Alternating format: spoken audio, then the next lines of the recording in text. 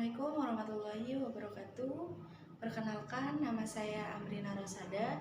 Saya mahasiswi dari Universitas Pamulang, Fakultas Keguruan dan Ilmu Pendidikan, Program Studi Pendidikan Pancasila dan Kewarganegaraan.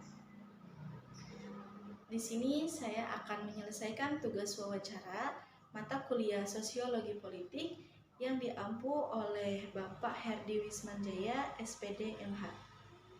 Saya akan mewawancarai salah satu calon legislatif DPRD Kota Tangerang Dapil 3, yaitu Bapak Bagus Trianto.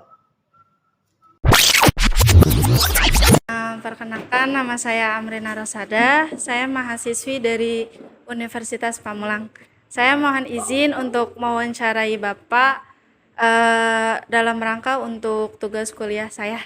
Boleh, silakan. Sebelum saya mulai, mohon perkenalkan diri Bapak dan jelaskan peran serta keikutsertaan Bapak dalam gerakan sosial ini. Terima kasih kepada Mbak Amrina. Amrina yang sudah hadir di posko saya. Mungkin sedikit perkenalan ya. Nama saya Bagus Trianto. Kebetulan saya adalah salah satu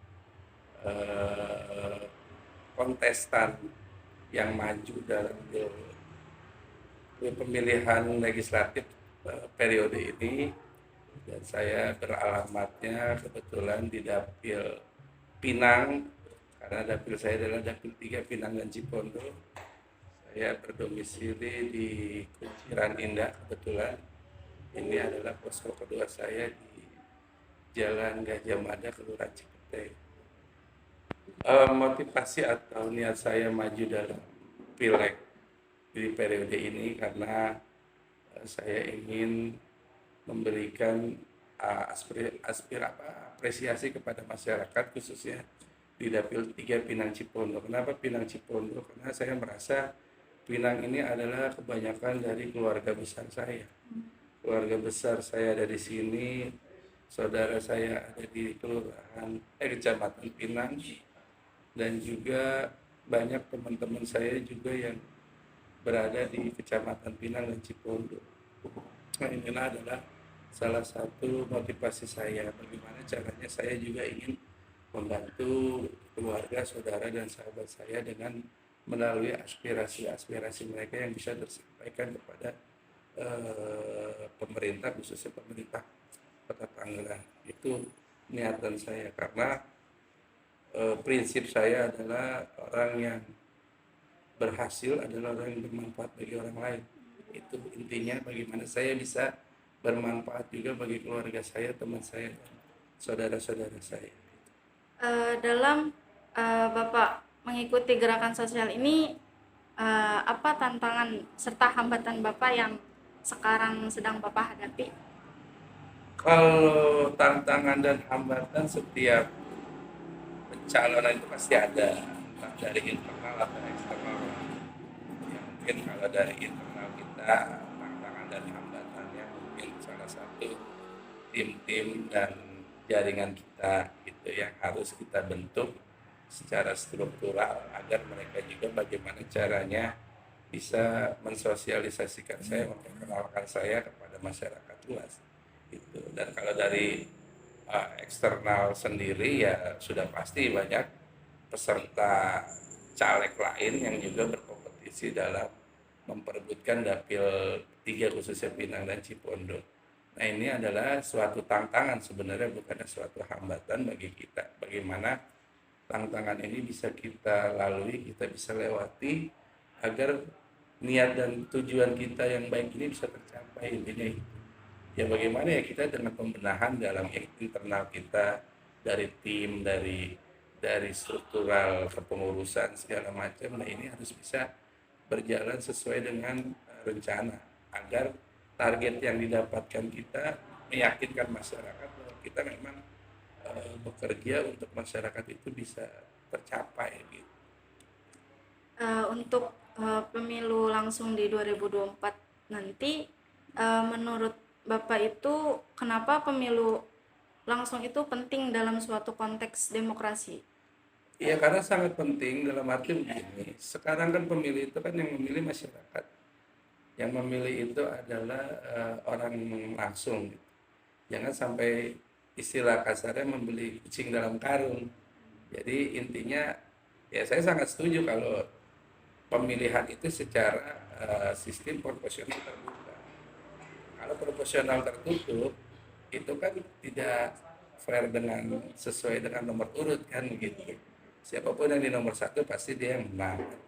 Tetapi masyarakat ini kan sekarang sudah cerdas dan bisa menilai bagaimana caleg-caleg ini atau para peserta apa namanya peserta pemilihan ini yang berkontribusi langsung ke masyarakat.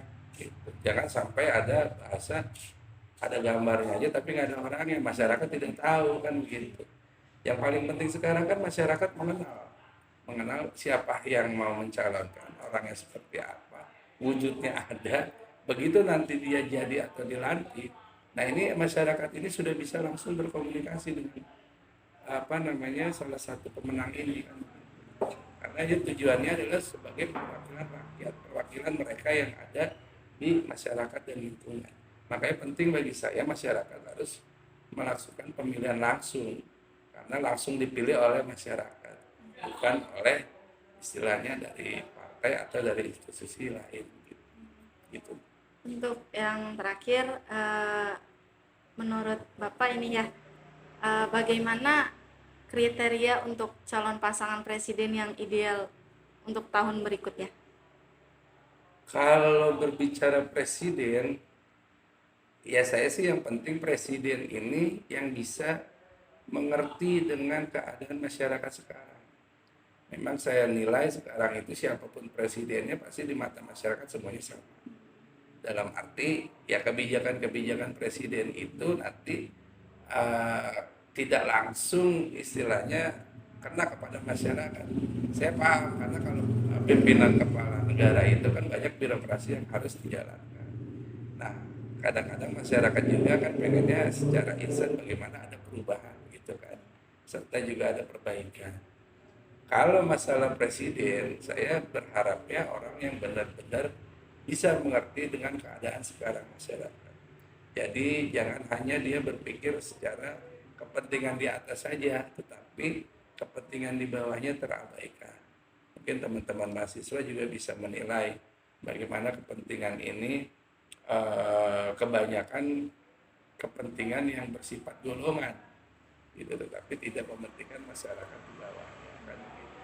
Nah, ini yang harus dipahami bahwa presiden itu bagaimana caranya dia bisa mengerti dengan keadaan yang ada di bawah juga kan begitu. Dengan kebijakan-kebijakan beliau dengan istilahnya aturan yang mereka buat ini menjadi kebijakan yang baik buat masyarakat di bawah.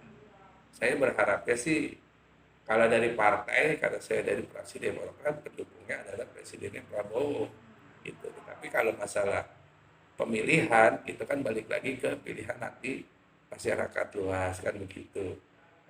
Saya selalu berpesan juga kepada istilahnya konstituen saya yang memang pendukung saya, ya silakan presiden siapa aja tentang untuk pilihan. Toh kalaupun presiden jadi ya bapak-bapak ibu-ibu juga nggak bisa ketemu juga kan begitu intinya. Tetapi bagaimana saya tekankan di sini ada perwakilan yang benar-benar memang bisa langsung ke masyarakat. Yang saya tekankan adalah calon anggota DPRD-nya di wilayah maupun di DPRD provinsi dan DPRD pusat. Kalau untuk presiden kembali lagi ke masyarakat pilihan hak. Kelihatan yang mereka bilang apa yang dianggapnya bijak dan baik ya silakan. Gitu. Yang menurut mereka baik ya silakan. Gitu. Cuman kebijakan-kebijakan itu nanti akan ada setelah mereka jadi presiden. Gitu sih. Ya, terima kasih Pak atas jawabannya Ya, yang sama-sama. mudah dipahami dan mohon maaf untuk udah mengganggu waktunya. Ya. Kurang lebihnya mohon maaf. Assalamualaikum warahmatullahi wabarakatuh.